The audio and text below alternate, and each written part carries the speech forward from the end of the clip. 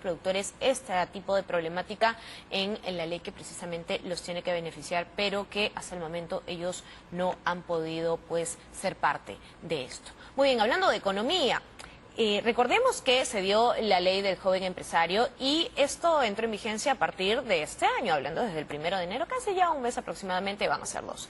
Pero aún lamentablemente no hay una reglamentación, así que ¿qué es lo que se necesita para estar 100% ya en beneficio de los jóvenes, de estos jóvenes de 18 entre 29 años que deberían empezar a insertarse en el campo laboral? Y por supuesto de esta manera también hay un beneficio para las empresas que lo hagan y pongan en marcha esta ley. Pues Reiner Carrillo, abogado tributarista de DLA Piper Perú, está con nosotros para poder conversar sobre este y otros temas. ¿Qué tal? ¿Cómo está? Bienvenido. ¿Cómo estás? Muchas gracias. ¿Qué es lo que falta, Reiner? ¿Qué es lo que falta en esta ley importante que busca e impulsa la mano de obra joven y que también, por otro lado, pues genera este empleo formal y beneficia a las empresas? Sí, mira, en líneas generales lo que establece la ley es un beneficio o una promoción para la contratación de jóvenes entre 15 y 29 años, como tú has indicado. Y lamentablemente, por más de que existen condiciones iniciales en la ley que establecen cómo se debería aplicar y cuáles son los requisitos, hay imprecisiones y hay que reglamentar un poco estos requisitos.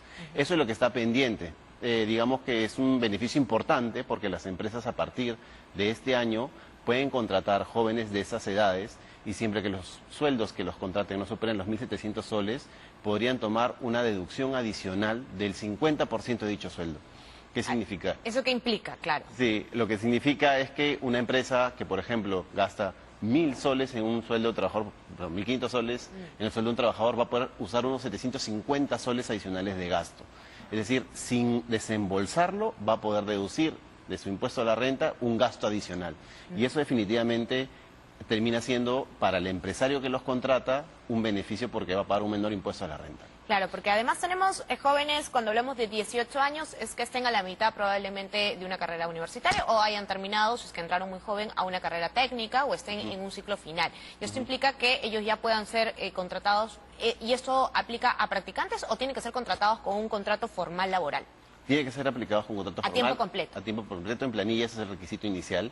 Y claro, la idea es un poco incorporar, digamos, a los trabajadores o a los trabajadores de 18 años de alguna manera, de manera definitiva en un inicio laboral, ¿no? Esta norma aplica para los 2 primeros años, es decir, para 2024 y 2025.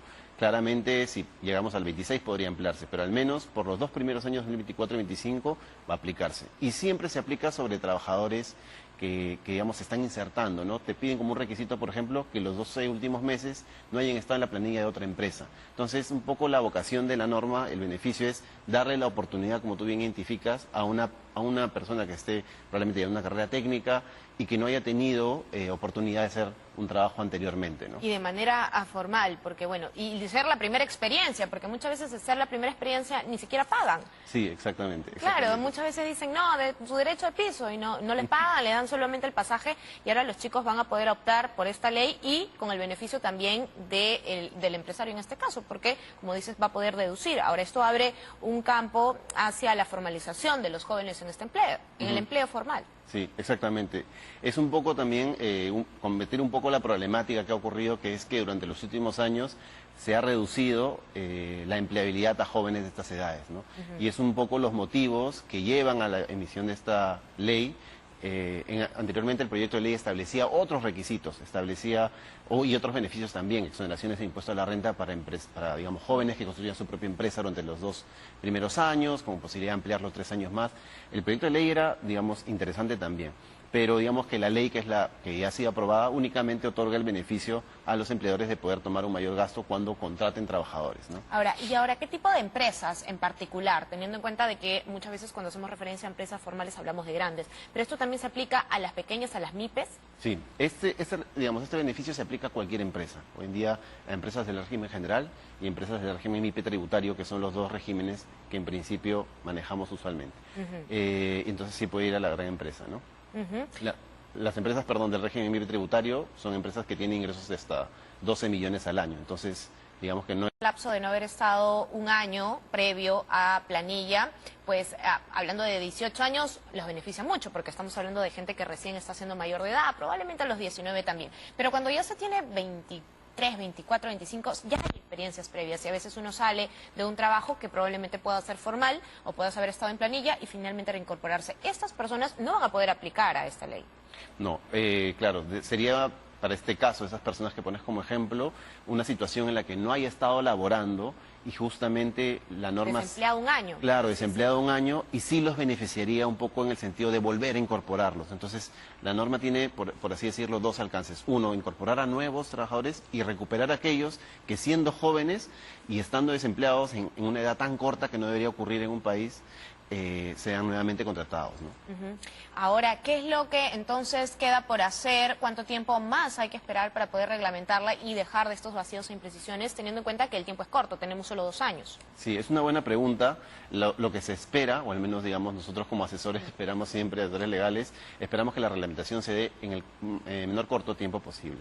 Dentro de ello ya inició, digamos, la aplicación de la ley y ya debería desde el mes de enero poder contratarse y quien haya contratado trabajadores bajo esas condiciones tener la posibilidad de poder deducir al final del año ese gasto. Es decir, tenemos en principio todo el año para que se reglamente. La idea es que sea lo más pronto posible. Para poder tener además los beneficios bien afinados. Exactamente. Poder medirlos, Si ¿no? queremos, digamos, ser un poco más exquisitos, o sea, digamos, darle el mayor tiempo posible, tendríamos hasta marzo del próximo año.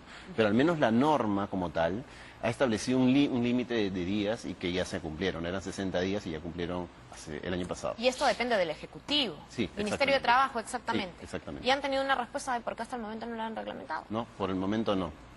Importante, entonces, trascendental poder conocer entonces la posición del Ministerio de Trabajo para poder tener mayor precisión respecto a la norma que ya se encuentra en vigencia. Gracias, Reiner, por esta información, abogado tributarista, especialista entonces en estos temas, hablando de la ley del joven empresario. Continuamos ahora con más información.